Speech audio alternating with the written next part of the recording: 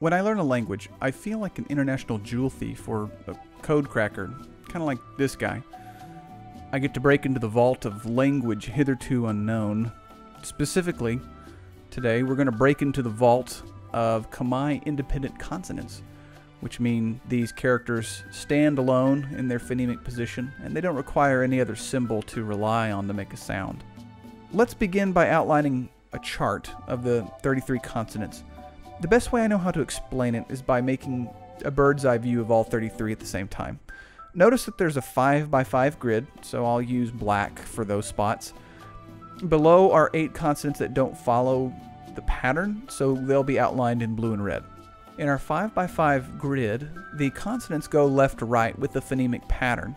There are 5 velars, which make a KG sound like G, 5 palatals, which make a ch sound, 5 retroflexes, which make a D, and 5 dentals, which make a hard T sound like Mr. T, he pities the fool. 5 labials make a B sound, and the remaining 8 consonants don't follow this pattern, and so they are labeled voiced and voiceless sets. I didn't make the rules, I'm just telling you what they are. Look at the grid vertically. We see that the first and the third columns are unaspirated. That means you say the consonant sound quite distinctly. The second and fourth columns are aspirated. That means they sound the same, except you add an extra puff of air in your pronunciation. Finally, the fifth column is a voiced nasal set where your nose makes sound to help clarify the consonant. Another tip is to see these phonemes as divided into a high and low register. Low register consonants have an aw sound that will affect how you pronounce the vowel. High register consonants have an ol sound that likewise affects how the vowels are pronounced. The voiced nasal section ain't got no time to follow the pattern on this one. You may feel like you have information overload, and maybe you think it's impossible. I want to pause again to remind you that before you pass judgment on Khmer, English is crazy. For example, what does this say? It says fish. How? Well, take the F sound from the English word enough. Take the I sound from women. Yeah, let's change that to an O. It looks cooler. And take the sh sound from champagne. These phonemes make the phonetic pronunciation of fish. Crazy, right?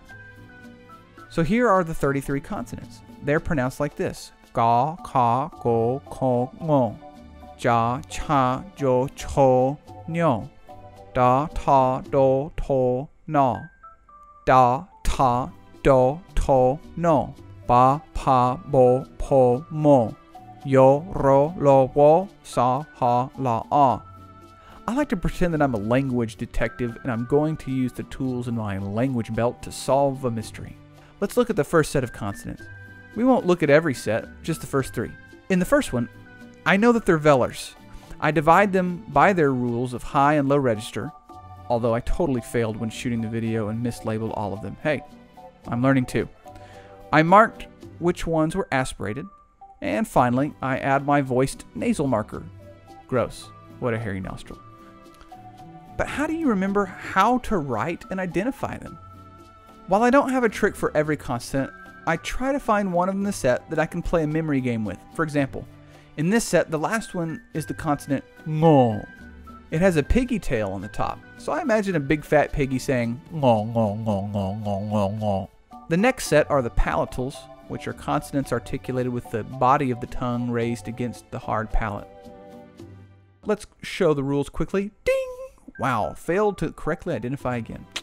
Let's look at the last consonant with the ño sound. It has a tilde similar to the Spanish ñ, which has got the little tilde over the top, and they make a similar sound too. I also like to look at the first 2 as brothers, jaw and chaw, with slight genetic variation, of course. And this is their cousin, Joe. He has Donald Trump hair, and the brothers are totes jealous. And this one, I got nothing. Some of them you just got to roll with, and it's rote memorization. The last one we'll look at are the retroflexes. These are consonants with the tip of the tongue curled back against the palate. Remember the old Disney logo that had the sparkles going over the castle and it went doo-wee-doo-woo? Well, that's the daw consonant, and that's how I remember that one. And here's Mickey Mouse. He's the daw consonant. Some might still not be convinced that they could ever learn this. It's quite different looking than it is in English.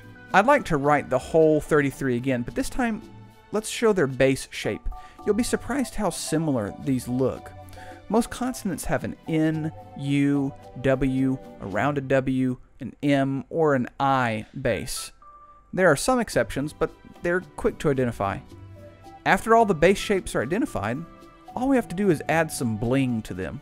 And there's 5 basic bling items. There is a toupee, the Donald Trump, the bubble, and the line. So now you just go through and add the bling. Put a toupee here, a Donald Trump there, a hook on a few of them, a few bubbles and a few lines. There's just too many patterns not to solve this case.